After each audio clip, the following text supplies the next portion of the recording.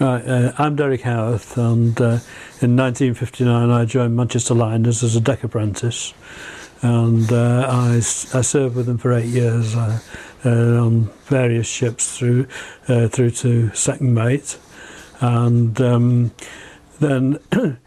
at that point I moved over to the Manchester Ship Canal Pilot Service as a helmsman, and I was there for 9 years as a helmsman.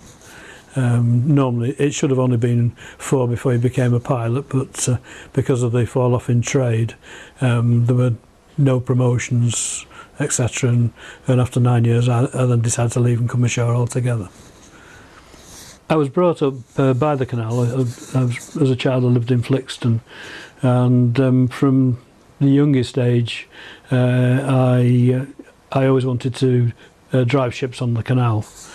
And in fact, when I was a teenager, together with a friend, sometimes we'd cycle down to Earlham Locks, and wouldn't be permitted nowadays, health and safety and everything else, but we'd go and hitch a lift on a passing ship canal tug and barge and what have you, and go down to Latchford on it and cycle back home from there and what have you. And we were regular. In fact, my friend went to sea as well, but we were regularly down at Earlham Locks with where the diver's boat was kept, and you jack the diver very well, and he used to teach us knots and things like that, and so on. But yes, and it's been rather interesting. I've had somebody researching my family history, and we've actually gone back to about 1720.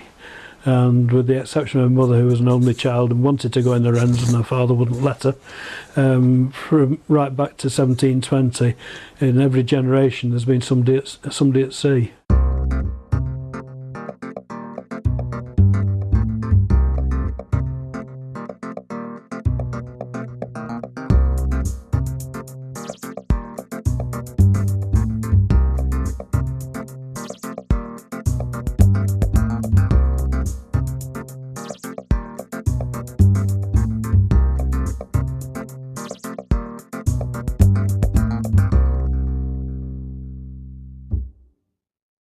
My youngest son, he's staff captain, which is basically deputy captain, second in command, with P&O Cruises. He's just come off Oriana, and he's now going. In February, he's joining Aurora as his ship. Basically, he's the ship's working boss. I think that it's a difficult position to sum up, really, because on Manchester Lines we didn't have staff captains. The second in command was the chief officer.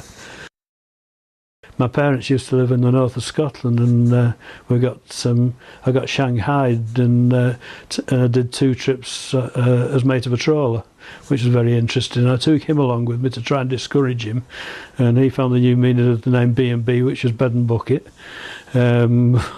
But it still didn't make any difference. It's in the genes. It's like this business where you've got déjà vu. You've done something before and you haven't. And I believe that there's something in the genes that carries on down the chain. There's a memory effect in these things. It's not reincarnation or anything like that. It's literally just something that's being passed on.